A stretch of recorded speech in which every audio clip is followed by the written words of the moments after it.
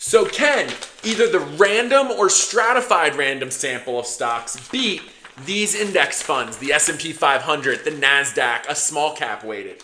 Fantasy football is one of my favorite times of the year, and I thought we'd do something very similar with the stock market today. So we're going to take the S&P 500 because if you look here, there are way too many listed on the New York Stock Exchange, over 11,000. And it would also be hard to do it completely randomly because there are so many classes of shares. So you see here that there's the Amada Acquisition Corp has a warrant, a unit, the common stock, and then we decided not to do randomization from the whole New York Stock Exchange and 11,000 stocks. I don't think we could get a bingo globe big enough to hold 11,000 different balls. So what I decided to do was to do some randomized selection of the S&P 500. So we got all 100 companies listed here. And like I said, we're going to do two different drawings. One is going to be completely random. So it could end up with heavily the big market caps. It could end up with the small market caps. Then we're going to do another drawing, and that one will be a stratified random sampling. And it'll pick one really big company by market cap, then a second tier, a third tier, until we get to our seventh pick, which will be the lowest market cap out of all of them. Can we beat the market using this random or stratified sampling? Just like you do in gym class, count off 1, 2, 3, 4, 5, 6, 7, 1, 2, 3, 4, 5, 6, 7. I did that when they were ordered by market cap. So you see Apple is 7% of the S&P 500. Just 30 stocks represent 50% of the S&P 500. Half of what you buy goes to 30 companies, and the other half is 470 companies. We counted them off by sevens. You can use some cool programming here.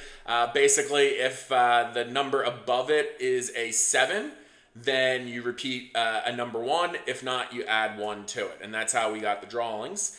And then from there, which number ball would they be assigned? So the lower the number, so number 1 is going to be our bigger market caps, followed by 2. And when we get all the way to the bottom for our smaller market caps, they're going to have the number 72. We need to remove balls 73, 74, and 75. We're going to do our first drawing with some big names here. So this could be anybody. We got Walmart, we've got T-Mobile, Altria, the former still tobacco company, still using the Philip Morris letters. So a wide range of companies. We're going to shake this up. Is this the opposite of ASMR, I guess? We're going to flip that, see what one comes out. Nothing has come out, of course. All right, we've got one. We've got our first one, and it is 7. So a pretty big company, top 50 company, and number 7 is Qualcomm. We're going to put back the number 7 because that will give the second drawing's number 7 a chance, which is IBM, Cisco. So a lot of the tech and science companies. Shake it up. All right, looking at the camera, not seeing. Oh. Wouldn't it be funny if it was number 7 again?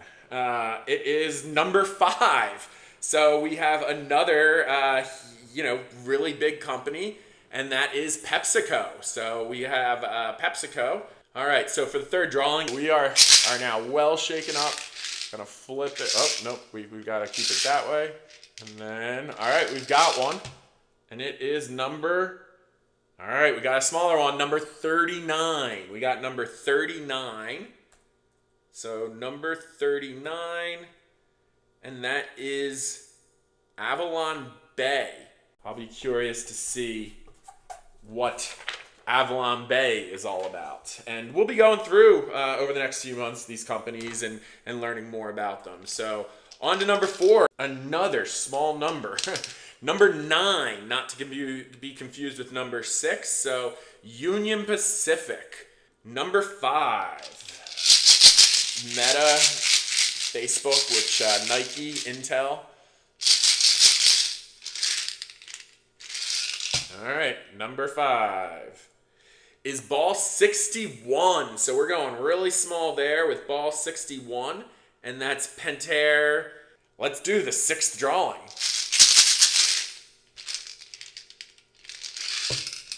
Probably don't have to shake it up that severely, but is this one blank? No. Okay. I was going to say, when I cut them all, I thought I saw them. So number 46. Number 46, and that will be Zimmer Biomedical Holdings, Zimmer. All right, so ZBH. Drawing 7. This is our final stock in our random selection to see if it can beat the S&P 500. And we've got number 16. Wow, the odds. We got another Z. So ZTS for Zotis. We now have our 7 random companies. So now we're going to do it stratified. So this is going to be our smallest company, but still names you might recognize. CarMax. I wonder if they do chips, which would be very interesting because of NVIDIA. I kind of would like to get that. Eastman Chemical Company, probably related to the old Kodak. Maybe a split there. So yeah, let's do it. Let's do our 7th drawing going backwards. So let's see what we've got. All right, going with our smallest company. So we're guaranteed to get 1/7 of our portfolio on the stratified is going to be a small company. So it's very different than the market capital weighting. Ball number 63. So basically the smallest of the small, and it is Biorad Laboratories. Sounds rad. Biorad Laboratories. Flip it around. Wave it all around. All right, so for our 6th tier, ball 20. Ball 20, and that is the W.R. Berkeley Corporation. 62. So another pretty small one, but within that 5th tranche. Number 62, the Waters Corporation. So these are the smaller companies. Now we're moving up into that 4th drawing.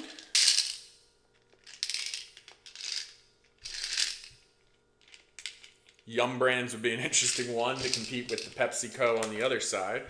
We had one fall out, but that wasn't it. Number 7, so high one here, and I might be pronouncing it wrong, but Quanta Services, PWR. I am guessing it is a utility of some sort, a power company. 3rd to last drawing.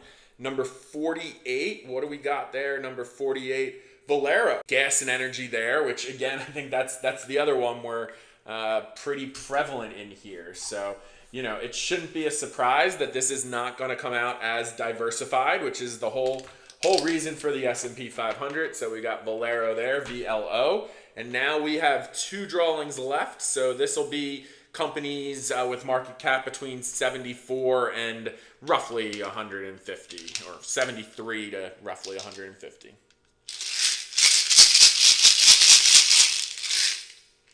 All right, so our second to last stock pick here, number 39. So this is about the 100th biggest company.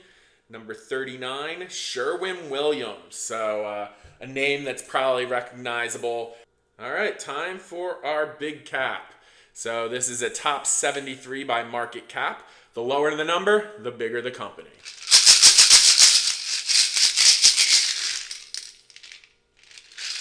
All right, what do we got? We got ball number 20, and that is the Home Depot. Going into college football season where they're a big advertiser. I feel like Sherwin-Williams is too, so a little of the hardware section. And we have Home Depot. So that finishes us out. All right, so we're not done yet. We're going to do one more pick. And this portfolio is just going to have one stock, and it's going to be one of the big 7. If the ball begins with a 0, it is going to be Apple. If the ball begins with a 1, it's going to be Microsoft. These are 2-digit numbers, so this will be 01 through 09. This will be 10 through 19. If it's 7th, it'll be Eli Lilly. Yeah, from 70 to 75, Eli Lilly, and then all the others have that ball in front of them. So let's see what our one stock portfolio will be.